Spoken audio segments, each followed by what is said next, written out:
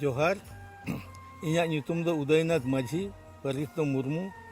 इन्या अतु दो हुयुग कना भागाबंदी रुदगुटू भागाबंदी और लहाते दो इन रेलवे रे फाइनेंशियल एडवाइजरिंग तहेया नोआ आदिमवार चारपानी दो मिटांग हर उदुई लेकातिंग कमी कना जहाँ पे बाहा पाराबोग कना ओना चेद लेकाते एहोबेना अड़ी अड़ी सरहाव सान्ताड़ बांग आदिवासी को विशेषकर सान्ताड़ महले और मुंडा नुकु पुनिया आदिवासी को दो बाहा दो हुयुग कना जेते खन सेना पराब बाहा सोहराय निये दो हुयुग कना बोंगा होना हिसाब तो बन ᱧᱩᱛᱩᱢ का नोआ दो बाहा बोंगा और मिटान दो मिटा सोहराय बोंगा नोआ ना खासियत दो निये हुयुग कना जे बाहा बोंगा दो बाहा का के बन तहन कना सोहराय बोंगा दो अड़ी दिन बन सोहरायक कना उनका मिटांग रीति रिवाज चालू कना तबे निये मेना बाहा मेन लेखान दो आबोआ मिटांग धर्म रेना अड़ी सेना परब कना नोआ परब दो टुडू कोड़ा को सिरजन लेता है बारिया टुडू कोड़ा बोया कोड़ा गे अकिन उनकिन दुकिन हुयुग कना अंगरिया टुडू दो को हुयुग कना उनको दो मेहनत धीरी खन मेहनत को बनावेता है ओना दारे रेना कोयला खन दारे को रोहड़ा और ओना कोयला खन उनको को बनावेता है उनकिन मिद दिन किन चलाव कना निदे गोटा दिन किन कमी के बुरु चेतान रे जखन किन रुआड़ कना उन दो अयुब गोतेना अयुब गोनेन के नेले ताकिन एयाय गोटे बोंगा कुड़ी उनको दो मिटांग बाड़े बूटा रे को एनेज कान ताहे उनको बोंगा कुड़ी को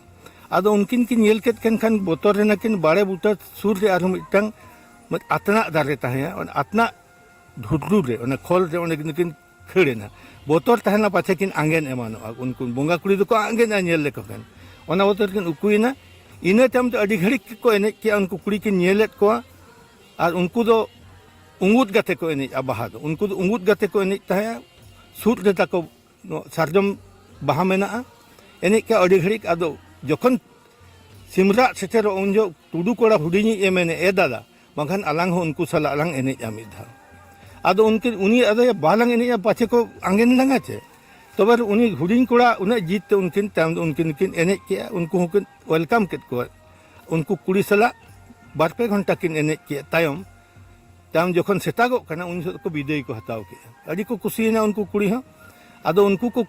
आदो 30 बन नापामा उनकिन ये किन कोड़ा किन मेन के इने तम उन कुड़ी के मना ठीक गया तबे आपे अबिन आपे अतुर मिटांग परब बनावबिन इने खान ओना परब रे आले एने रे हिजु आदो इने तम माझी किन ले दे ओड़ा सेन गते अतु सेन गते टुडू कोड़ा दो लगन बाको पतियो का माझी को हैं आदो इने तम बाको पतियो के दिन खाइन बाको दुड़ुप लेना अतु होड़ इने तम तो निंदा जखन को गितिज अकना साकवा और टमाक सडेना अतु रे ओको हम बाको रुई आज तक सडे आंजमोग कना इने खन दो बड़ाई के माझी बांगा टुडू कोड़ा सरी किन मेनका इने तम ते